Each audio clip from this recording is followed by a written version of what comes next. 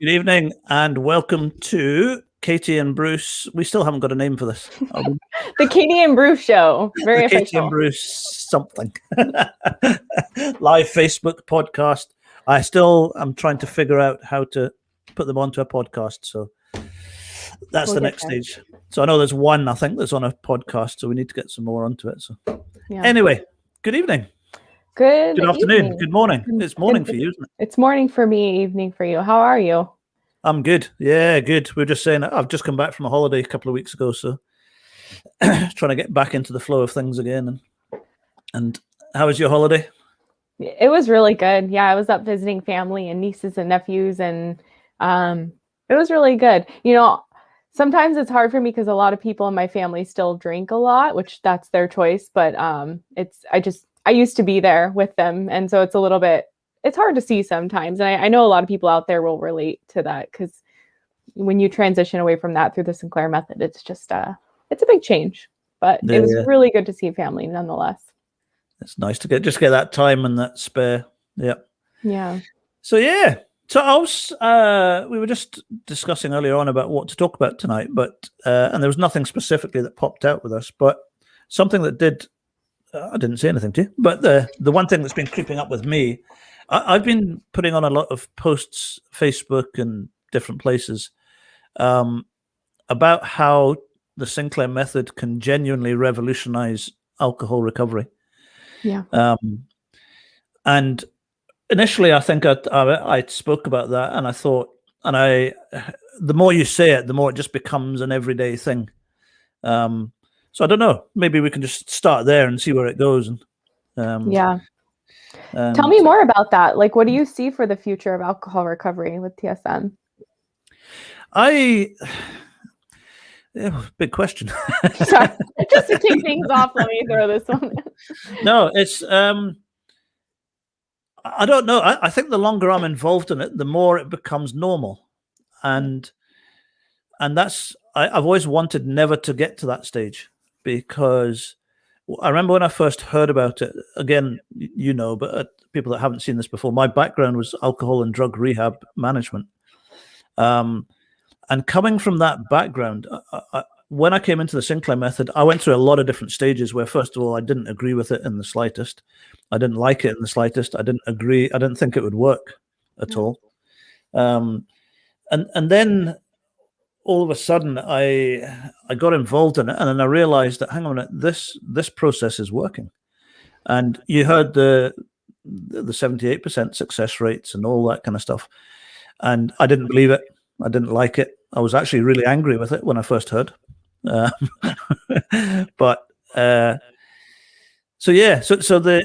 got involved in it, all of a sudden, I've now realized with the success that we have with it, it can genuinely change alcohol recovery. The success rate it's having, the impact it's having with the support structures that are in place with people. I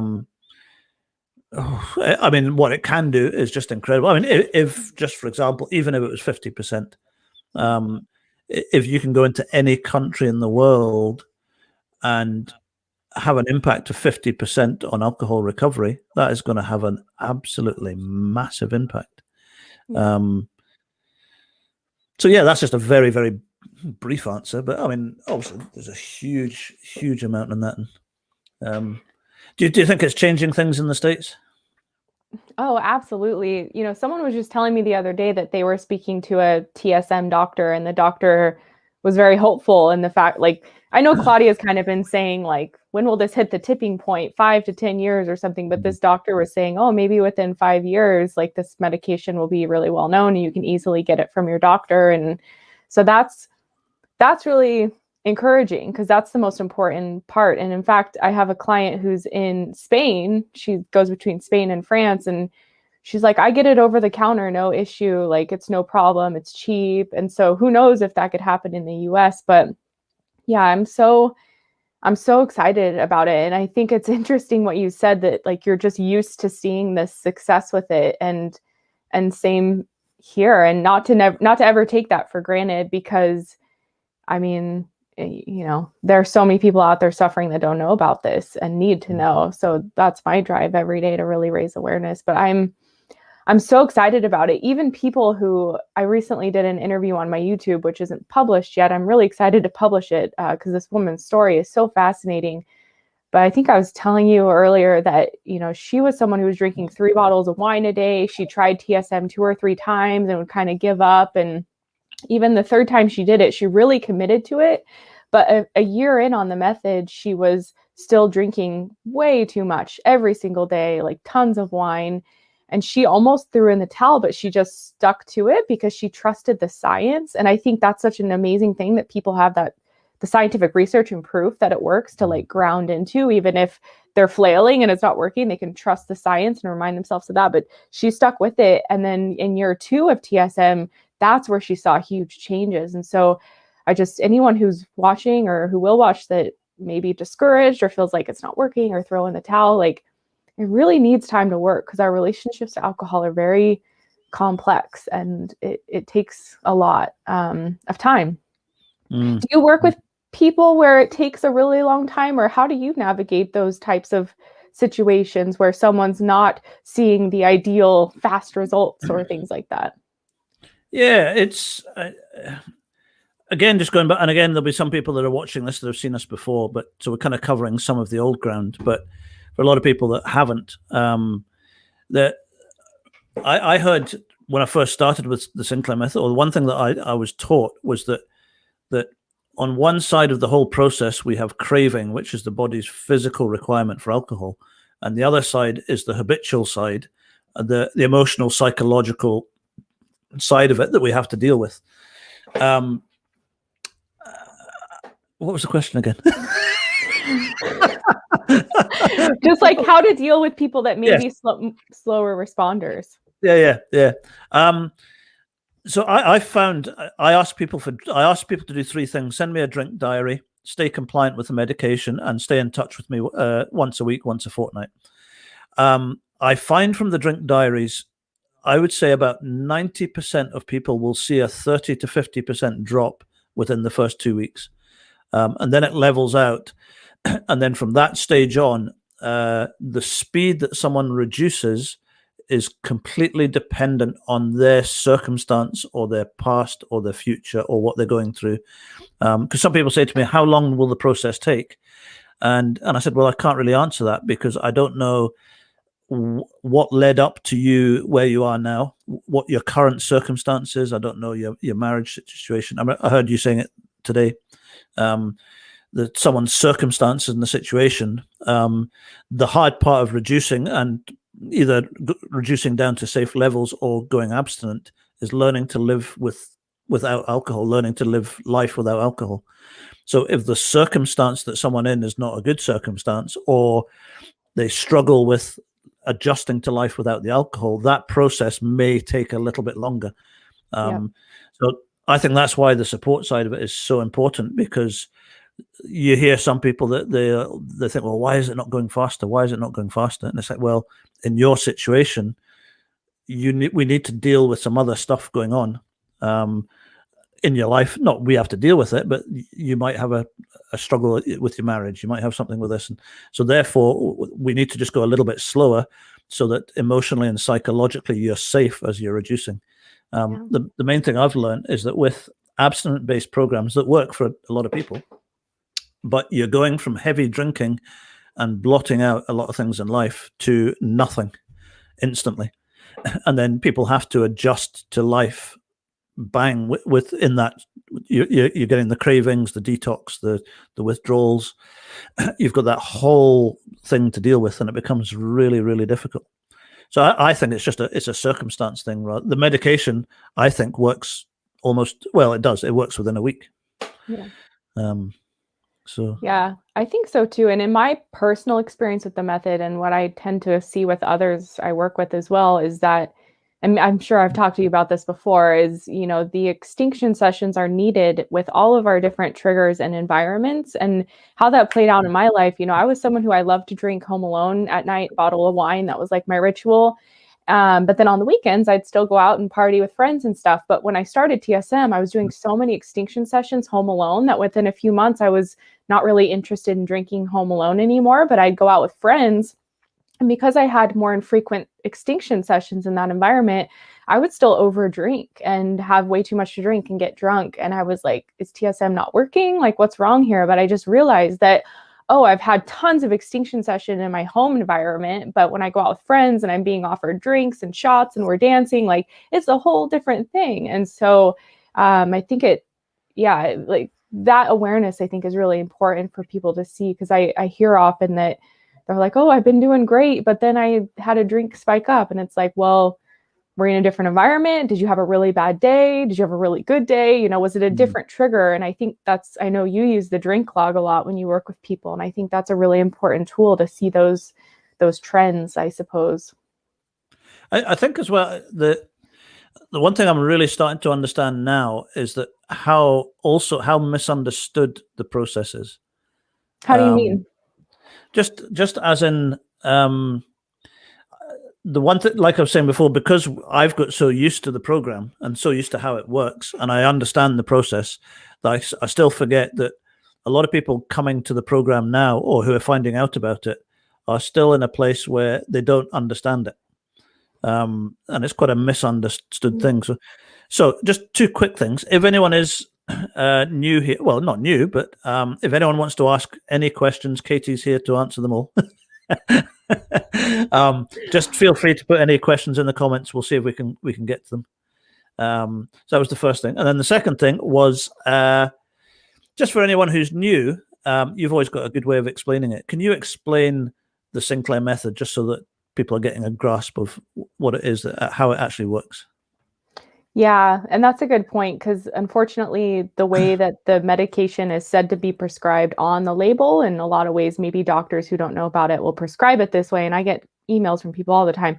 My doctor told me to take it this way. Is that not the Sinclair method? I'm confused. So the Sinclair method is a way to basically extinguish the behavior of alcohol use disorder on a neurological level. And the reason, or how this works essentially, is when you take the naltrexone, you take it on the Sinclair method in a targeted dose 1 to 2 hours before drinking. And by doing that, you're blocking the receptor in your brain that would otherwise be getting an endorphin rush from the alcohol, because alcohol is very pleasurable. And when you drink, you produce loads of endorphins, and that pleasure you get from it is very reinforcing. And so that's why it's so easy to become dependent on it and overuse it, because it's very rewarding and your brain remembers that and says, hey, I need to do that again.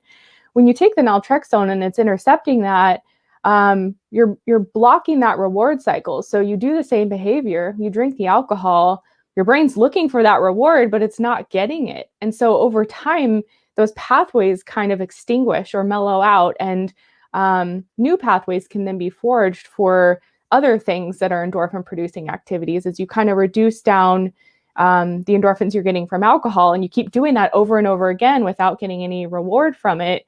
You're just kind of like lose interest in it gradually over time. I think a lot of people say, well, what's the point? You know, if you don't enjoy it anymore, what's the point? But for me, in my experience and what I see with others, is that it takes a long time to get to the place of where you don't enjoy drinking with this method. Some people still drink on it years after they started because they're getting something out of alcohol, whether it's the flavor or just the ritual or whatever. But it gives you that control back. Like, you know, when I go out and have a dessert, I can have an ice cream cone and not want anymore and just be satisfied. But when it came to alcohol, I'd have a glass of wine and want 10 more. But with the Sinclair method, it would protect me, and I'd go out and have one because it's fun and, you know, I enjoyed it, but then I wouldn't want more.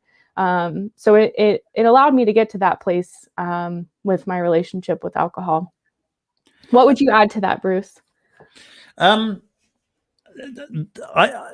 think the abstinence side of things is an area where people really struggle with TSM, and especially people that don't have the knowledge on it. Everything that we've been used to in alcohol use disorder, alcohol dependency programs for recovery have all been abstinent based, whether it's AA, CA, SMART meetings, rehab centers. They all do a great job in what they do, but the whole process is abstinent based. So when someone hears of someone who's struggling with alcohol, the only solution or the immediate thinking is that, okay, what we need to do is just stop drinking. That's the solution. Mm-hmm. and it then gets to the point where it's either one or the other. People carry on drinking where they've got no control, or they stop drinking completely. The biggest mental, psychological process that I had to go through coming from abstinent-based programs to TSM was actually thinking, hang on, somebody who has had a level of alcohol dependency from just a small amount up to a bottle of whiskey a day and more, that you can reduce someone right the way down to next to nothing. They can still drink. And that was the bit that really fried my head. I don't know if that's an American expression. I think I know what you mean, so translates. And I could not get my head around that, because everything I was taught and shown is when you're drinking problem, then you stop drinking. And the fact that someone who is drinking out of hand a bottle of whiskey a day or whatever, they can reduce right the way down to having 1 or 2 drinks a week. In any abstinent-based program, the minute that happens, they might do it for 1 or 2 days, and then it becomes 3 or 4 drinks, and then within a week, well, it's actually 3 or 4 days, the relapse rate happens, and people then go straight back up to drinking the bottle of whiskey and sometimes more. The fact that people could reduce, who were, I hate the expression, and I know you do as well, but in the bracket of alcoholic, that can then become a normal drinker again, that was just never an option. So now when I mention it to people, say, well, listen, you could actually go down to drinking safely again. And by rewiring your brain, like you were saying, with the naltrexone and the reduction of the endorphins, the brain can then rewire itself so that then people can drink, again, I hate the expression, where's my camera? Normally again. Yeah. And for people who are struggling with alcohol dependency, to get to the point where in the rehab centers, I always remember the last week that we had people in the rehabs, that whole last week was always spent, do not go to any weddings, don't go to here, don't do this, don't do that, don't do this, don't do that, because you're putting yourself in harm's way of having a drink again, which in an abstinent-based program, I understand that. But that's a really, really, really hard life to live. And it's a difficult one. So then, but if you can reduce people right the way down and say, listen, you can still go to a wedding, and you can take your naltrexone, wait an hour, you can still toast the couple, you can still you can go to an event and have a drink, you can go out for a nice meal, like you were saying, and have a glass of wine, or even 2 glasses of wine. But that, to a lot of people, I think they really, really struggle with that kind of concept. Yeah. Do you still drink, or have you stopped completely? No, I stopped almost 3 years ago. Was not my intention, as I've shared. It was just month after month, I just kept being like, nah, it doesn't really sound good. It doesn't really sound good. And eventually, after 4 months of that, I was just like, well, maybe I'll go alcohol free. And honestly, like, maybe there's been a couple of times, like when I'm in Napa, California, and, wine tasting and out wine tasting with people where I'm not drinking, I kind of romanticize it, but it's more like a passing thought than a desire. It's just like, oh, that'd be nice. But then there's like so many benefits of not drinking, because whenever I was in those situations before TSM, I would get so drunk, be so hungover. The car ride home, I'd be so sick. It was just, I'm like, it's not what I thought it was, So thanks to TSM, I don't miss it. And I have to say, I have a client, she comes to your Thursday calls, and she speaks so highly of you in those calls, and kind of your techniques with reverse psychology around drink as much as you want, or, don't worry about like counting necessarily. And I think that reverse psychology gives people permission and maybe empowers them in some way to like not restrict and restrain and feel like, oh, I need to keep this under control. But really, how I put it with my TSM journey is like, I could surrender to the craving, and that was so freeing. And every time I was doing it, knowing that when I was compliantly following TSM, I was undoing this problem on a neurological level. And that was a game changer from battling the craving, telling myself I shouldn't drink, or maybe I'll drink this much, or all of that. It's just like, okay, I've got a craving, I'm going to surrender to that and drink and see how it goes. And that is so, yeah, it's just totally opposite from what we've been doing all these years. And it's the craving. I realized that when I got around the Sinclair method, that the number one cause for relapse through the, I mean, I can talk for the rehab centers that I worked in, but the number one cause for relapse after people had stayed with us in the rehabs was, I used to think it was because of a life situation or because of this situation or that situation. Now that might have just been the spark, but the real underlying cause of the relapse was craving. That the craving would build and build and build. That's a different subject for another night, but the craving built and built and built and built. And then when people left the rehab centers, it just took one thing to spark it. And then they gave in. It's what they were giving into was not the situation. They were giving into the craving. And then, so what dawned on me with the Sinclair method is that naltrexone deals with the craving. And then what we do is there is a buildup of habitual drinking over the years. So as long as they're taking the medication, if they have a bad day at work, they can, that you have a fantastic explanation for it, a comfort blanket. There's a comfort blanket where people can go and have a bad day. They can come back later on and they can have an extra couple of drinks that night. And it doesn't end up being crazy week or 2 weeks or a month because they've got the naltrexone. And that side of it just completely blew my mind. That if you can deal with the number one cause of relapse is craving, if you can deal with the craving, your success rate goes through the roof. Yeah. And it just made so much sense. And I'm thinking, wow. And if we could then introduce that to as many people as possible who were struggling with a drink, that's where I suddenly realized, I thought, this has the potential to, it's a game changer. If you can deal with the craving, which is the cause of the relapse, wow, you could have a huge impact. And it is. We just need to get more things like this out and about. More Katies. Well, and even like you were saying, even the times where people overdrink, I think back on my own experiences, and I overdrank many times on the Sinclair method where I just wasn't being mindful. I didn't eat before, or I was enjoying my wine too much. But I look back on all of those and they were actually the very most valuable learning experiences because they were super memorable. And I thought, oh man, where did I go wrong? And I could play it back and see, okay, this is why. And then the next time I would try to do things differently and set myself up more for success and try to have a different type of experience in that environment. So I always tell people, like, when they overdrink, we're used to beating ourselves up and stuff, which is also a habit I think we need to break, but just to view it as like a really valuable learning experience and see how you can do differently the next time. So that's another, like, just mindset shift with TSM as well, I think. Did you ever stop and ask yourself, why can't I stop before TSM? Did that ever cross your mind? Or was it? Yeah. Like every time I drink or the morning after every time I drink. And I would like willpower it and try to be like, okay, I'm just gonna have one glass of wine tonight. And I would do that sometimes.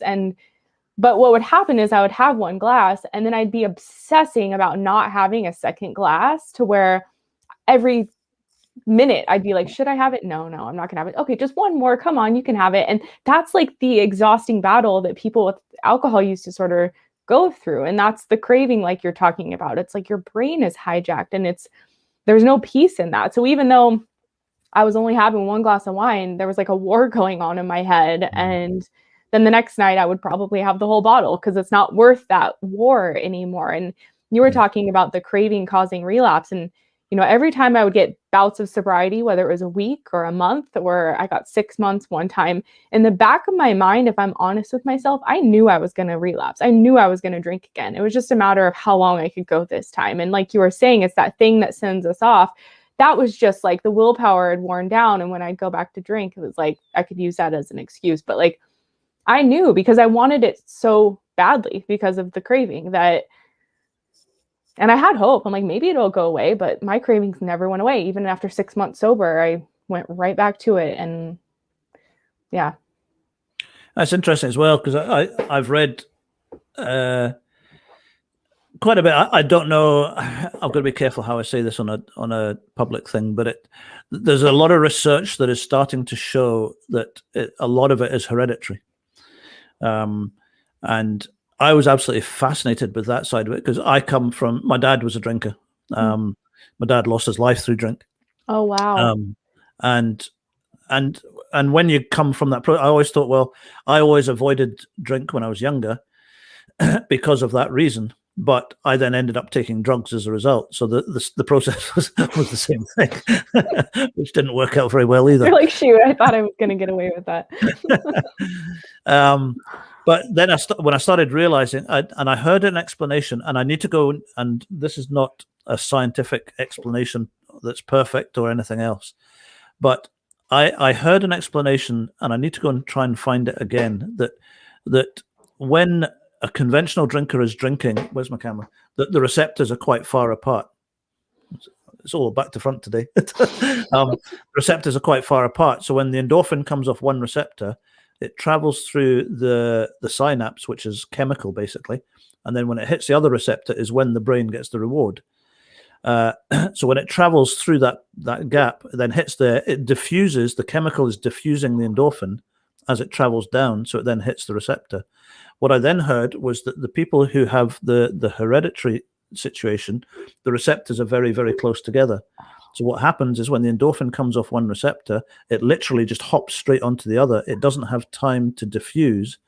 So therefore, the reward that an individual gets who has the receptors very close is much, much higher than a conventional drinker. So therefore, that's why it then becomes, to get really geeky about it, they can measure it in nanograms. So when the receptors are really close together, the brain will get a reward of 1,200 nanograms. And the challenge is when you take that away from a brain, from an abstinent-based program, that's where the craving comes, because the brain goes, whoa, and 1,200 measurement is the equivalent to heroin. So you're taking that away from a brain that's been dependent on it for the last 5, 10, 15 years, and that's where the craving comes.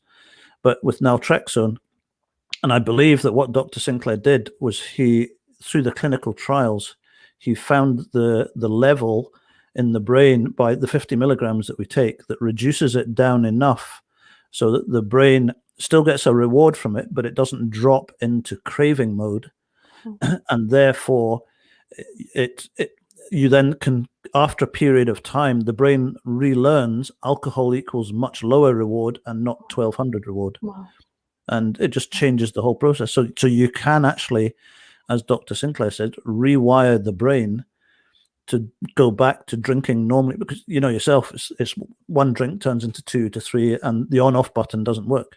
Yeah. And it's because the brain is getting that 1,200 reward.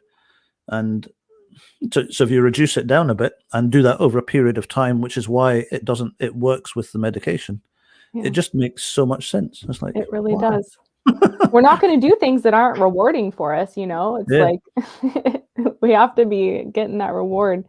I really I don't know if you've seen any of Dr. Kevin McCauley's presentations. He's not a TSM doctor, but he's someone who developed an addiction to pills and went to jail for it actually, and lost his career in the Navy and all of that. But he spent his time in jail figuring out, why did I let this happen to me? Why did I throw away my career for this addiction? And he has a great presentation on it, but he basically says that we're equating alcohol to our survival or whatever addiction on a neurological level. And that's why we can't reason our way out of it. And I can't remember if he used this example or I used it for myself, but it made so much sense to me because we can tell ourselves we're not going to drink water and willpower that. But after a little while, we're going to be so thirsty and we're going to need water. And I know that that's maybe not the perfect example, but to someone who's struggling with alcohol use, that is what it feels like, to where it's like you'll do anything to quiet those cravings. It doesn't matter. You're aware alcohol is destroying your life, but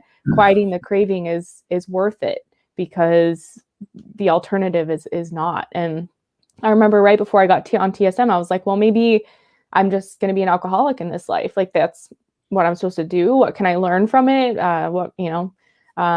So that's really fascinating. I think understanding of how addiction functions on the brain is so key to helping it. And that's exactly what David Sinclair discovered. He found the loophole and the way to fix it, which is amazing. It's just, yeah, absolutely mind-blowing. I've just noticed a question that's just come in from, I have half a bottle of vodka every night. Is that a major problem?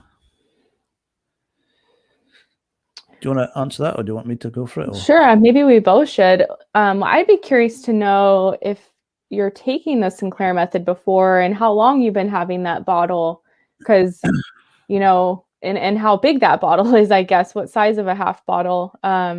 Following the Sinclair method, I think hard alcohol is generally not the best idea, though I understand that's where some people need to start the process. But because it's such a high concentration of alcohol, as Bruce knows, you can overpower the effects of the medication. So yeah, I'd be curious to know a bit more, you know, like, are you on naltrexone and following the Sinclair method? And how long has that been? What do you say, Bruce?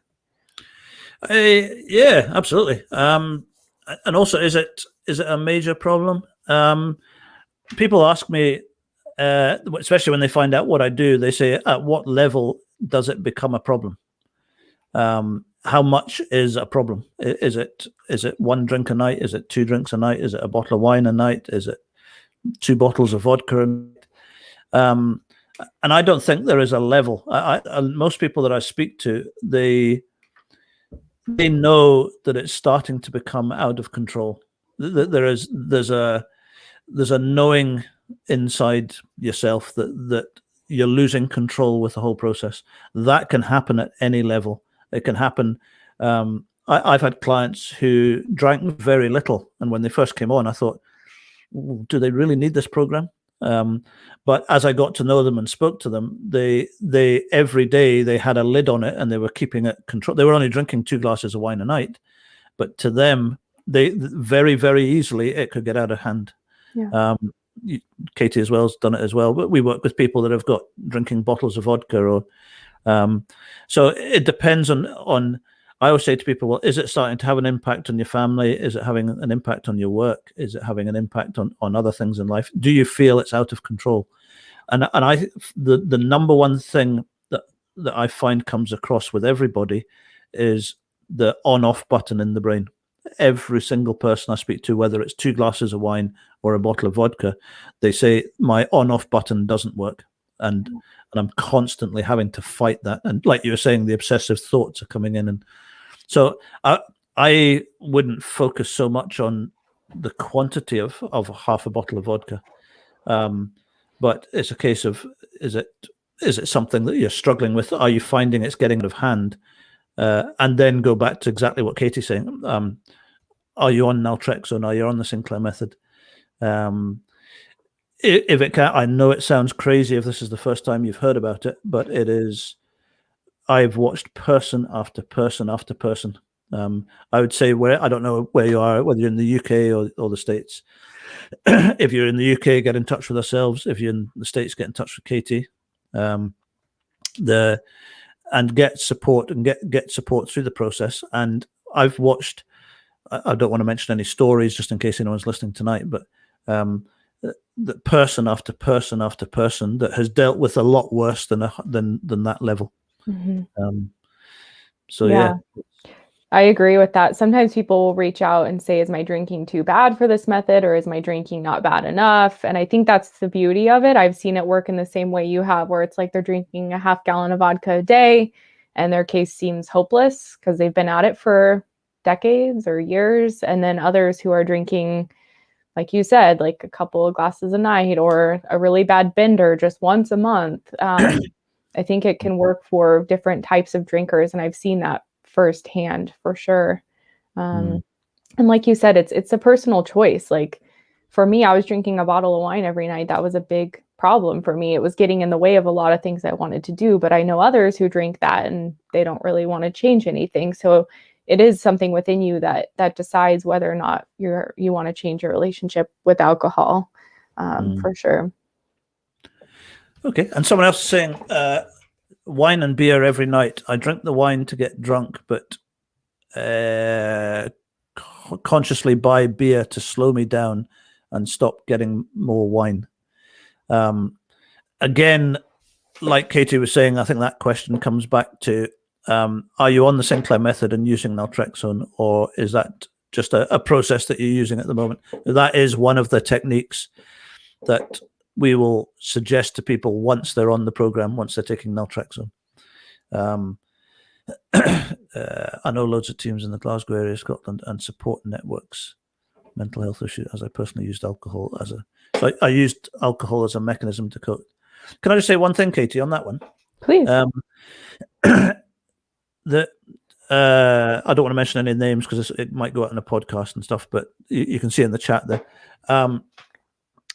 The number one thing I've learned in regards to drinking as a mechanism to cope and that kind of that process of things, alcohol dependency, when we were 16, 14, 15, 16, 17, we had a drink, it released endorphins, and we enjoyed it. So we did it again and again and again. We had stress at work, we had a drink, we enjoyed it. We went to a wedding, we released endorphins, we enjoyed it.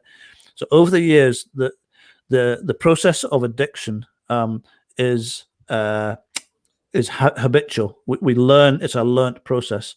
At some point in that process, it tips over into dependency. The brain then becomes dependent on what I was talking about earlier on, that 1,200 reward. When it tips over into dependency, it then becomes a dependency issue and not something else. So a lot of the times when we're working with people, or when I'm working with people, that doesn't mean that we don't have to deal with the other side of it. We do have to deal with that, but at that point it then becomes two completely separate issues. So what we are doing with the Sinclair method is the naltrexone is dealing with the physical dependency craving side of it. Now, once we start to reduce that, which is why support groups are so important, or support programs, as you're starting to reduce with that, you have to learn to adjust to life without alcohol. So then slowly reducing with a support person or a coach or whatever we would call it, you can then learn to adjust to life again as you are coming down. And you can, as Katie always describes it, she says it's like a comfort blanket. You can reduce a little bit, you can maintain that for a little while until you get used to that, or get some counseling, or get something else. But the first thing we have to deal with is once it tips into dependency, that they are two separate issues, which is what I've learned. And prior to the Sinclair method, I realized that we used to treat it as one. It's people are drinking because of a problem, but they might have had a problem 10, 15 years ago that increased the drinking that then tipped into dependency. But the last 5 or 10 years drinking has been dependent drinking, not problem drinking, if that makes sense. Wow. Yeah. So that's so fascinating. I'm just absorbing what you said because I'm learning a lot from how you're describing that. That's really helpful. And sorry, just mentioned disulfiram. He used disulfiram that failed. Disulfiram is the expression for antabuse, and then someone else has just come on and said antabuse is good. So antabuse, like we sorry, Katie, I'm waffling here. Please, no. Katie and I agree that whatever process works for someone, we will support it 100%. So if antabuse has worked, I've got a very good friend of mine in Edinburgh who is still sober today after many, many years through antabuse. If that works, absolutely fantastic. If going to AA has worked for you, we support it till we're blue in the face. I would say if standing on your head, repeating the alphabet backwards works, then I'll support it as well. Do you know anyone who's succeeded that way? No. You're like, I have this new program. When I found the Sinclair method, I have to tell this story quickly. I was looking through YouTube and I thought there must be a better model out there. And I saw there's so many different programs that I saw. I mean, people were they were going to places around the world where they were giving them poison and physically making them sick. And there was a whole bunch of stuff, and but if it works, then fantastic. Yeah.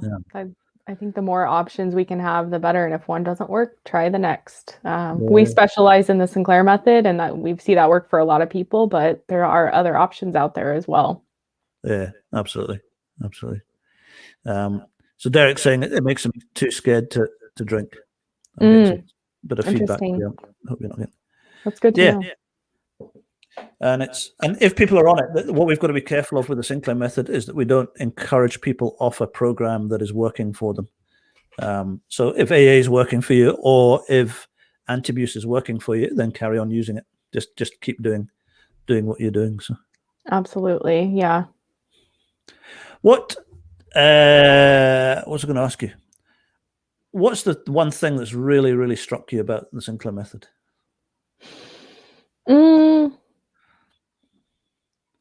I think for the fact that I feel like for a lot of people, myself included, it's like the answer they've been looking for, because even though if you're using alcohol in a destructive way, the thought of giving it up is very hard to stomach, and many people try and fail, and when they keep doing that, it kind of reinforces the belief that they can't do it. And so the fact that people, it's like a eureka moment. They're like, wait, I could still drink and it's also going to help me get better. And I think that is just such a beautiful thing, and what draws so many people to it. I've been reading a lot of habit change books, and a lot of them based on science say the same thing, that to change habits, to lose weight, to do anything that you want to do differently, it's best done in a gradual process, little by little. One book was even saying that kind of tricks your subconscious, because when you make too much change all at once, you can kind of only do that based on willpower, and you haven't built daily behaviors that support it. And so people can revert back. That's why crash diets don't work and things like that. But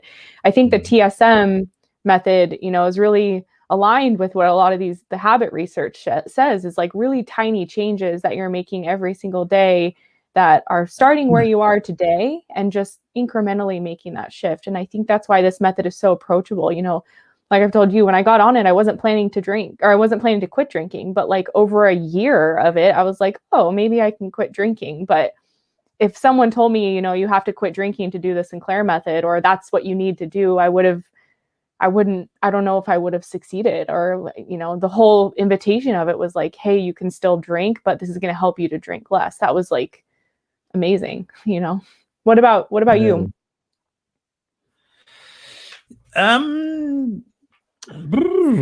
Something that surprised you about TSM, or that stands out to you the most? I'm just trying to think up what has most. I think that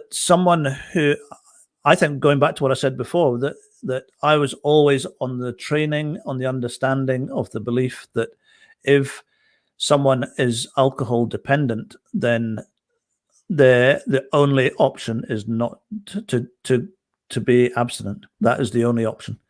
I think the thing that blew my mind, and once I understood, like you were saying early on, the science of it, and you realize that, hang on a minute, science and medicine has moved forward dramatically.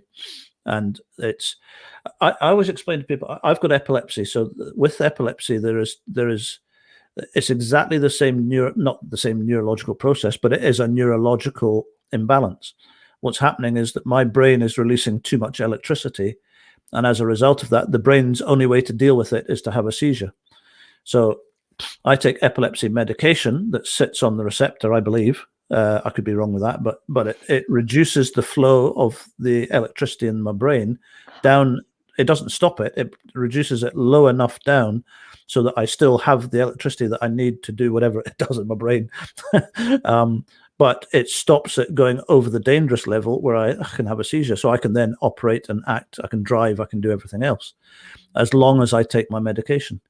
The one thing I learned is that for many, many years, I used to believe that alcohol dependency was a moral failing, that it is just stop drinking. You're just drinking too much. You've got a family, you've got this, you've got that. You're just being irresponsible. You just grow up, act your age, just just be responsible, all this kind of stuff. It was a moral failing.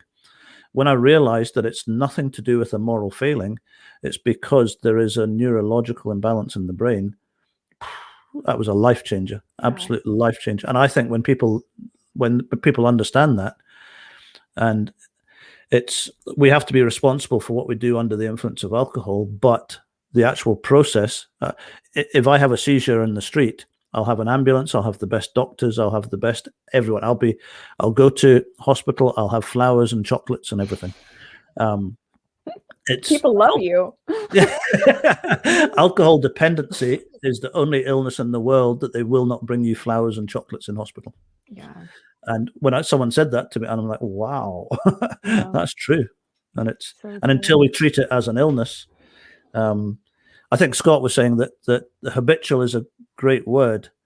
So I used to cope with my mental. I use it to cope with my mental health, but the reason doesn't go away. But I wake to the same problem hungover, and maybe have made the situation worse. But I agree, it's not the problem, the drink, at the start. But I don't know, or people don't know, when you're drinking to cope and when it's a point that to realize you're a functioning alcoholic. I'm with you. Yeah. Okay. Mm-hmm. Do you want to answer that one or say anything on that one? I'm dyslexic. Sorry, I didn't read that very well. That's okay. It's a bit of stop and starting. I mean, I can just agree with his statement, because I think we do use that's the habit piece and the coping piece are two, I think, prongs of like, once someone's doing TSM and seeing some success, those are the two things that need to be addressed. And some people may have more habitual drinking and others might have more drinking to cope. Just an example out of my life, I would drink every Friday night, and that was like a habit that was hard to break through TSM because I wasn't really wanting to drink, but I would watch myself just drink anyway. And I'm like, okay, what's going on here? Then at the same time, I was also working at a company when I was on TSM that was a very unhealthy kind of toxic culture. And I was very unhappy in my job. And I noticed that even though I wasn't really wanting to drink because of TSM, I was drinking in the evenings just to cope with my day.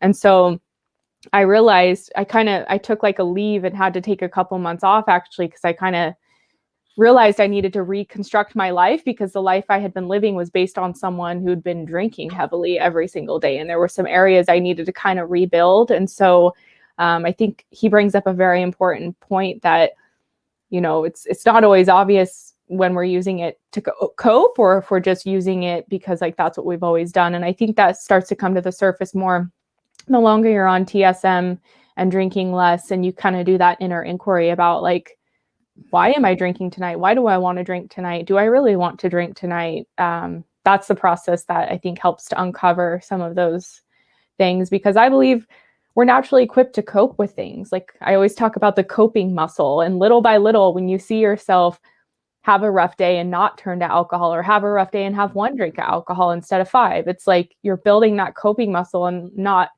using alcohol as that quick fix tool anymore. And that's really the change people want to see. They don't want to need alcohol. They just want to have it as an option if they want or not.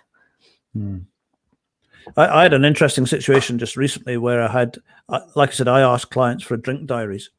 So it's got Monday, Tuesday, Wednesday, and how much people are drinking each day. And the drink diary came through, and there was one day of the week where it went up quite considerably. It actually went up by an extra bottle of wine. So when I spoke to the client and I said, can I ask what happened on Wednesday? And they said, oh, nothing really. And I said, well, something happened because the drinking went right up. And they said, oh yeah, I had an argument with my partner. And I said, okay, so going back on that it was just a standard habitual thing that whenever they had an argument, to deal with the rise of the emotion and everything else, what they then did was they then went and just had an extra drink, or an extra bottle of wine in this case. Yeah. So what I said, right, so now we need to, the naltrexone is dealing with the craving. So that drinking is because of the argument, not because of the addiction. Yeah. So let's understand that first. Then what we now have to do is learn a different habit on how to deal with that argument. So I said, the next time you have the argument, instead of drinking a bottle of wine, and give yourself permission to have 3/4 of a bottle of wine, and just say, listen, I will have 3/4 of a bottle. Don't feel guilty. Don't feel shamed. Yeah. And then, but before you have that, go for a walk, take the dog out, or go into the garage if you've got a punch bag and punch the bag a couple of times. Don't punch your partner. But just do something that gets rid of that. But give yourself permission then to have 3/4 of a bottle of wine. The next time it happens, go for a walk around the block twice, and then have half a bottle of wine. Yeah. And it just learning different mechanisms. So over a period of time, the Sinclair Method allows people to learn to adjust to the situations, whatever is. One, it makes people aware of what is creating it. And 2, then it gives them, like you always say, a comfort blanket. so they can adjust to things. And if they can't deal with it that night, I say, well, don't worry about it. As long as you've taken your pill, you're okay, because the craving is not going to spiral. So yes, that is so well said. And I think that's so important to, that's how we change those reactions. I think, like you're suggesting, go for a walk, which interrupts that normal loop that we're already stuck in. That's changing something. And then you're also surrendering to that urge, but having a little bit less. So I think that's a brilliant prescription, Bruce. Without, obviously, we've got to be careful with confidentiality and stuff, but can you give us a story of someone that you've worked with at some point without names or too much detail? Just in like a success story of Sinclair Method? Yeah, just to give people an idea of what actually, where they started and how they got through it. Yeah. One that just came to mind is this gentleman I worked with for about a year. He and I are still in touch, but he's doing really well now. But he started out this method really because his wife wanted him to do it. He was a really nice guy, but had problems with alcohol and other drugs. And I coached him from the very beginning, and his first few months on the Sinclair Method were really rough. He wasn't really committed to it. It was his wife kind of saying, you need to do this, you need to get it under control. And so he would skip doses and not really keep his prescription filled, and would not take it totally compliantly and all of that. But something shifted in him a few months in, and I've asked him about this, and he just says like the desire transferred from like his wife wanting him to do it to him getting that intrinsic, I need to do this. Like, and that was a big shift for him. And then as soon as he did that, it was just like this drastic change. And it still took time. He was on the method. I think he's still on the method, still drinking here and there, but it took time. But he was someone who would he was a big guy, and he would drink like tons of vodka, tons of beer, like just consume all the alcohol he could. But as soon as he started doing it correctly, and also had that internal desire for himself to see this change, because he wanted to do better at work, he wanted to be there for his kids, he wanted to be healthier and lose weight. That was just the game changer for him. And it's sometimes I think people who get started on TSM and don't really want it for themselves, or don't really understand why they're doing it, they can kind of flounder and not really commit or not feel super motivated. So I think that's an okay place to be. That's kind of an ambivalence to change. And I think that's part of the behavior change process. And if we sit there long enough and kind of get motivated enough to change, or tired of where we're at, I think that comes eventually. But I think that's an important piece of TSM. If you're doing it because someone else wants you to, or you think you should, it may be more challenging. I'm wondering if you've seen that with others you've worked with as well. Yeah, I mean, there's a very, very clear, obviously we keep a track of what's happening, and I always like to try and work out what's working best, what's not working best.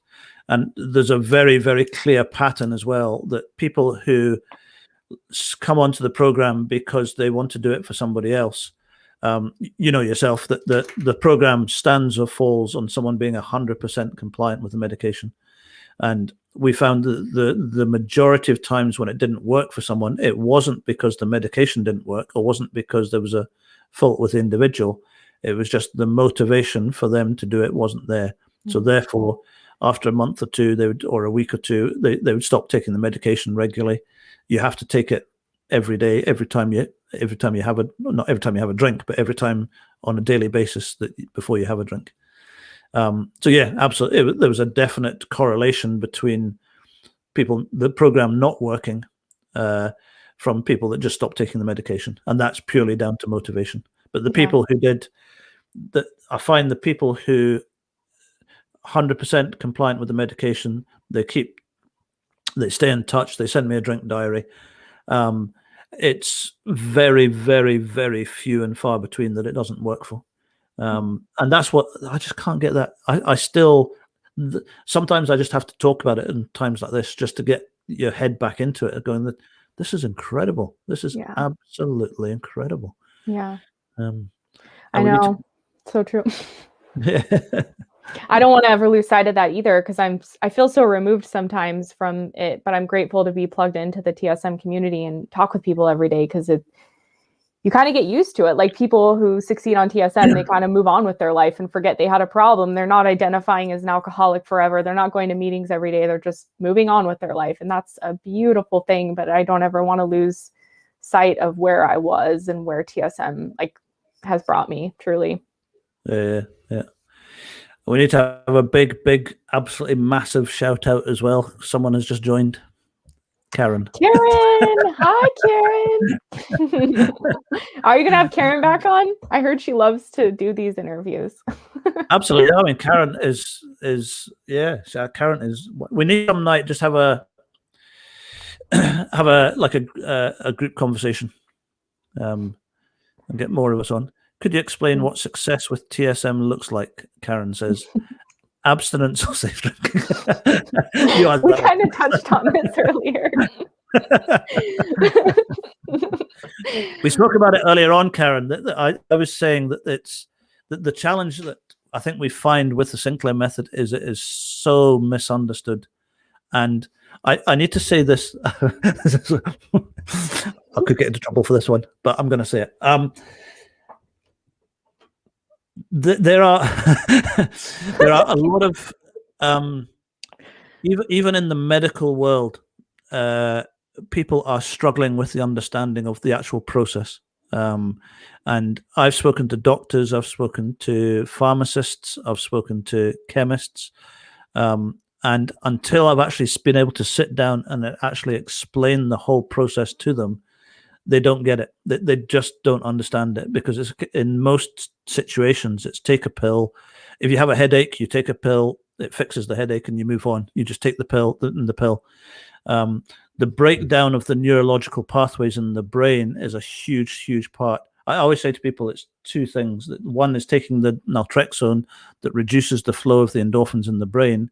And the second part is that because it reduces the flow of the endorphins, it breaks down the neurological pathways that teach us that alcohol equals 1200 reward. And it now builds up new pathways that tells us alcohol equals, I'm guessing, at 300 to 400 reward, whatever level it is. So therefore, it actually rewires your brain back to conventional levels. And until that's why it's so misunderstood. There are doctors, there are some of the best doctors in the country in their field and what they do that don't understand the process. And that's nothing wrong with that, but it's once we get doctors and people involved who do understand it, which there are. I work with a doctor here in the UK. I know Katie knows doctors in the States. It's a medical breakthrough. It's absolutely incredible. So. Yeah. So sorry, do you want to answer that one? No, I mean, just to kind of like build on what you said and directly answer Karen, like it's, the end goal for most people on TSM is safe drinking levels. I think Dr. David Sinclair, who discovered the method, talked about that people returning to social drinkers. So safe drinking levels that are really in control. Someone can choose when and how much they drink. Some people, like myself, do go abstinent through this method, but I think for most people starting out, moderation is a perfect goal because that feels much more approachable and doable. While some people may have abstinence as their end goal in mind, many do not. But the real goal of TSM is like control over your drinking and a relationship to alcohol that is not harmful in your life. And for a lot of people I know who've been on it for years, that means a drink on Friday nights. That means drinks on special occasions, drinks on Christmas, even just once a year. I know someone who has it once a year. So it's whatever it is to that person, but yeah. And that goes back again to what we were saying earlier on, was that the hardest part of the Sinclair method is we've got a thing with our business where we say we're obviously Alcohol Recovery Scotland, but we've got a kind of tagline that says saving lives, supporting families, and changing perceptions on addiction.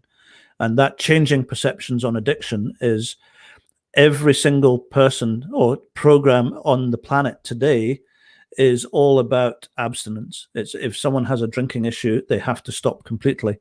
So when we come along and we say, actually, we can actually rewire the brain of someone who is dependent on alcohol and return them back to drinking conventionally, that is unheard of. literally unheard of in the recovery world, in rehabs, AA, CA, smart meetings, all those. Which without medication, it is impossible. But again, I don't know if anyone can see it. That there's a little on the above Katie's head on the right-hand corner. I don't know if everyone else can see it. Up there, yep. That's actually the cover for a book called The Cure for Alcoholism by a guy called Dr. Roy Escarpa. And you can get that on Amazon or anywhere online, I think. That will explain the neurological medical explanation of what we're talking about tonight. So if you've got any interest in it, then go away, get that book and devour it. Because if you know someone or you're struggling with dependency, it will change your life. It will change your life. Any wisdom, Katie, to finish? Well, I know you have got wisdom, but... Nope, got nothing for you. No. I mean, yeah, it's just whatever you're doing to change your relationship to alcohol, give yourself grace and time. It's not a moral failing, as Bruce was saying. It's something that's happened as a learned behavior and, something that is repairable, especially with the Sinclair method. You don't need to identify as an alcoholic or, force yourself to be abstinent if you don't really want to. Through this method, you can have the choice to drink if you want to and do so in control. And that is life-changing and affirming and empowering and all sorts of things. So that's all. Amazing. And when I first heard about the Sinclair method, just to give Katie a shout out as well, that I went on the internet. Claudia Christian did a couple of videos that she does out. Claudia Christian TED Talk and Claudia Christian, The Hijacked Brain, I think it's called. Two amazing videos. But Katie also has a massive YouTube channel as well. And the majority of the stuff that I learned in the early days came from Katie's YouTube channels. And Katie, I think you videoed the whole thing, didn't you? Your whole journey. Yep. Yeah. And put it on YouTube. So thank you for that. That's an amazing My result. pleasure. I'm glad it's helpful for people. Well, it's helped Scotland. And you're helping lots of people now too, Bruce. So power on. And just finally, Ian has said, I've been on naltrexone for 70 days now and haven't touched a drop of alcohol. Wow. So well done, Ian. And the interesting question that I always tag on to the end of that is that it's one thing stopping with abstinence-based programs, which is good if it works for you, but the craving continues with that. That's why with AA, they have 2 or 3 support meetings a week and all that kind of stuff. I'd be very interested from Ian has the craving disappeared? Because to me, that is the absolute crux of the whole thing. That absolutely fantastic, Ian. He stopped for 70 days, but we'll possibly, it might not be the case, but we'll possibly find that the craving has disappeared as well. And if you can stop drinking from a level of dependency and the craving disappears, then that's everything. That's what makes the whole thing good. Yeah. I think that's us. Yeah. Katie, you need to give me a lesson on how to. We're going to get these up on a podcast somehow, but I'm useless. Katie's good, but I know Katie is inundated with doing media stuff. I need to find someone here in Scotland who's good at putting stuff onto podcasts, if anyone. Yeah, we can find someone for you, I'm sure, in the TSM community. We'll talk about that. Anyway. But thank you, Katie, again. Thanks, Bruce. Good to chat with you. And anyone along the bottom, embodieddaily.com is Katie's website. If you're in the States and want to get in touch with Katie, give Katie a shout. If you're in the UK, Alcohol Recovery Scotland. It says Scotland, but we'll work with people wherever it's, apart from the States, because that's Katie's area. Biggest difference between abstinence with TSM versus abstinence through quitting cold turkey is abstinence is obsessive thoughts about alcohol. Yep, and it takes away that completely. So thanks, Karen. Absolutely amazing. Right, that's us. I think we better go. We'll see. We should be back next month. We're normally the first Wednesday of the month, but Katie was sunning herself somewhere in the Caribbean. No, she wasn't. Sure, whatever. Okay, and have a good time. And we'll be back next month on the same platforms as well. Okay. Bye. Speak to you soon. Bye. Bye.